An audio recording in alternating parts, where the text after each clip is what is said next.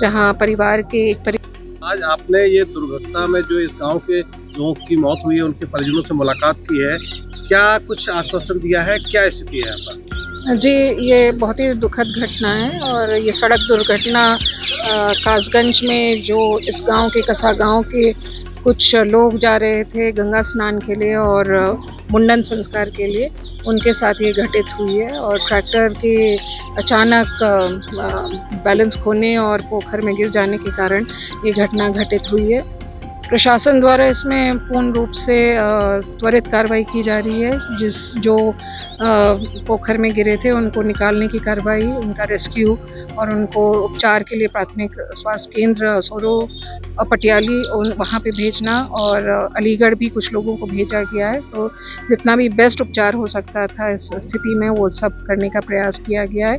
Rescue की कार्रवाई बहुत त्वरित रूप से हुई है और अभी हमारा विजिट माननीय मंत्री जी के साथ इस क्षेत्र में भी हुआ है कसा गांव में, जहां एक परिवार के 7 लोगों की ये दुखद मृत्यु हुई है। एक परिवार के 2 लोगों की, एक परिवार के 3 लोगों की, इस तरह से 4 गांव हैं जहां पर इस तरह की सूचना प्राप्त हुई है।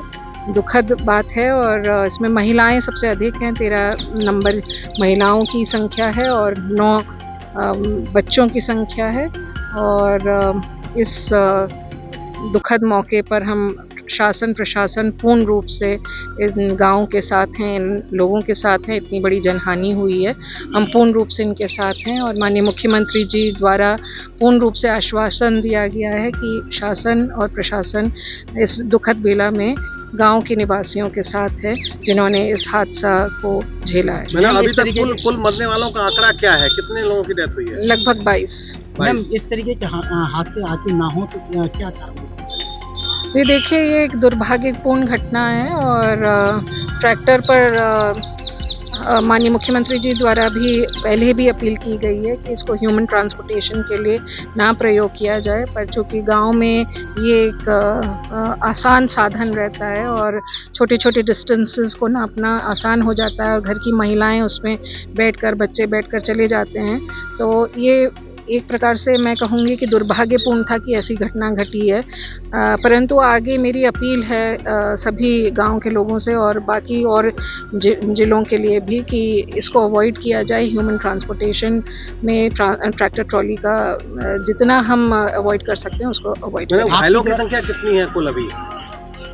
घायलों की संख्या मैं आपको कंफर्म करके बताती हूँ। 7 बताई जा रही है। आपके इधर जनहित में काफ़ी इस तरीके से जागरूक करने के लिए कई कार्यक्रम किए गए हैं, चाहे वो फर्जी मुकदमों को लेकर लोगों को, महिलाओं को अवेयर करने की बात हो।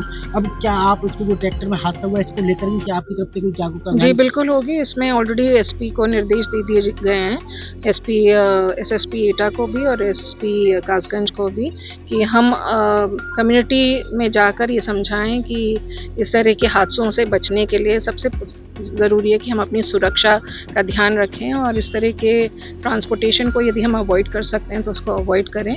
तो इस तरह की अवेयरनेस और एक सुरक्षात्मक रूप से हम जो उनको बता सकते हैं जागरूकता के फॉर्म में, वो ज़रूर बताएंगे। उसके निर्देश ऑलरेडी दे दिए गए हैं। बाकी जहाँ पर सड़कों के किनारे जो छोटे छोटे बांध बना दिए जाते हैं, जहाँ पर पोखर होते हैं, उन पर भी हम किस तरह से इस पर कार्रवाई कर सकते हैं, इसके लिए भी मैंने डीएम कासगंज से बात की है कि जो पोखर के, जो सड़क के किनारे पोखर हैं, कम से कम उन एरियाज़ में या नाले हैं उन एरियाज़ में कल्वर्ट देख लिए जाएं कि किस तरह से बनाए जा सकते हैं। और तो मेरे ख्याल से सभी की मंशा बहुत सही है और सभी इसमें गांव के लोगों के साथ खड़े हैं और उनके हित में जो भी हो सकता है संभव वो करने के लिए तैयार हैं और तत्पर हैं। Thank you.